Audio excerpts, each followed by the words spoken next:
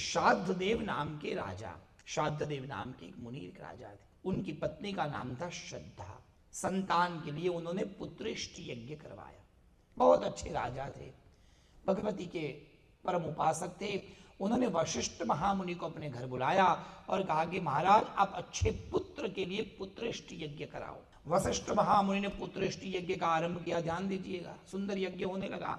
आहुति देना था, यज्ञ शुरू ही करना था। शास्त्र कहता है पूजा करते समय, हवन करते समय जो जैसा मंत्र बोलेगा उसको वैसा फल प्राप्त होगा। जो जैसी उपासना करेगा, जिसके मन में जो भाव होगा वो फल उसे प्राप्त होगा। जिस भाव से पूजा करेगा वो मिलेगा। अब पूजा करने बैठे, हवन करने बैठे, वशिष्ठ महामुनि यज्ञ कर ही रहे थे। अलग अलग आचार्य और ऋत्विक होताओं को बुलाया था, यज्ञ कर रहे थे। वशिष्ठ मुनि महामुनि को श्राद्धदेव ने कहा था मुझे लड़का चाहिए। बोलो जय श्री कृष्ण। पर पत्नी की इच्छा थी कि पहले एक लड़की हो जाए। तो श्रद्धा ने खोपचे में धीरे से वो पंडित जी को कह दिया, महाराज ऐसा मंत्र बोला जिससे लड़की हो। घरवाली ने कहा है, और शास्त्र तो ये कहता है घरवाली कहे और घरवाला कहे और घरवाली कहे, उसमें से पहले घरवाली का पहले मानना, क्योंकि चेक बुक उसकी होती है पर साइन तो ये श्रीमती करती है। ये नहीं कहेगी तो नहीं होगा। जी माता जी, जैसा आपकी इच्छा। और हवन करते समय उन्होंने पुत्री प्राप्ति के मंत्र बोले। ऐसे कई प्रकार के मंत्र होते हैं, वो मंत्र अपना अपना प्रभाव देते हैं। मंत्र की बड़ी महिमा देवी भागवत में बताई है। मंत्र में शाप बहुत शक्ति है। मंत्र जाप में बहुत अद्भुत एक, यदि प्रभु समय दे तो रोज सुबह सुबह बैठिए। डॉक्टर कहते हैं सुबह सुबह दौड़िए, बोलो जय श्री कृष्ण।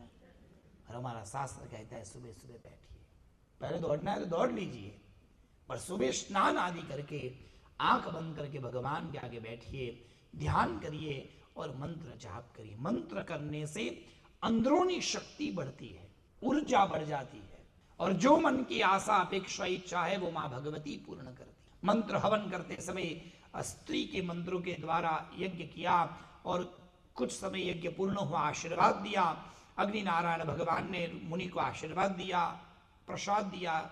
श्राद्धदेव और श्रद्धा घर गए, प्रसाद खाया। कुछ दिनों के बाद श्रद्धा देवी गर्भवती हुई और 9वें महीने के बाद उनके वहां एक सुंदर कन्या का जन्म हुआ। कन्या का नाम ईला रखा गया। अब ध्यान दीजिए, ईला का जन्म तो हुआ, पर श्राद्धदेव को आया गुस्सा।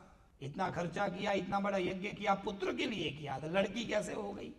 और जाकर वशिष्ठ महामुनि को कहा कि महाराज ऐसे कैसे हो गया? बोले ना, ऐसा होगा ही नहीं।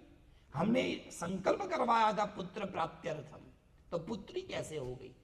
आंखें बंद करके समाधि लगाई। वशिष्ठ महामुनि ने, विद्वान थे, भूतकाल को देख लिया और भूतकाल को समाधि में देखकर कहा देखो राजा, यज्ञ तो ठीक हुआ था, संकल्प किया गया था, परंतु तुम्हारी पत्नी ने होताओं को कहा था कि पुत्री प्राप्ति के मंत्र बोले, और तुम्हारी पत्नी के कहने के अनुसार, श्रद्धा के कहने के अनुसार किया, इसलिए तुम्हें पुत्री की प्राप्ति हुई। महाराज अब मुझे तो पुत्र ही चाहिए, आप कुछ करिए। चरणों में गिर गए। वशिष्ठ महामुनि ने कहा मैं तो कुछ नहीं कर सकता हूँ, आद्य शक्ति अम्बा की आराधना कर सकता हूँ, माँ कुछ करेगी। और वशिष्ठ महामुनि 9 दिन का अनुष्ठान किया और जप करके जल अभिमंत्रित किया। कहा ये जल तुम्हारी पुत्री इला को पिला देना, माँ की कृपा होगी वो पुत्र बन जाएगा। और कथा तो ऐसी आती है, घर आकर वो जल जब इला को पिलाया गया, प्रभु कृपा से इला पुत्र बन गई और नाम उसका दिया गया सुद्युम्न। सुद्युम्न अब तो राजकुमार बन गया। पिता की इच्छा पूर्ण हुई, माँ भी खुश थी। पिता अपने पति को खुश देखकर पुत्र को बड़ा किया। अब तो राजकुमार बन गया। धीरे धीरे धीरे शिकार करने गया। अब भाग्य देखो, शिकार करने जब गया तो वहां एक ऐसा जंगल था, वो जंगल में बहुत वर्ष पूर्व शिव और पार्वती विचरण करने आए थे, और भगवान शिव ने उतने वन को वरदान दिया था, इस वन में यदि कोई पुरुष प्रवेश करेगा तो वो स्त्री बन जाएगा। और गलती से सुद्युम्न ने प्रवेश कर लिया तो वह वापस बन गई इला। बोलो जय श्री कृष्ण।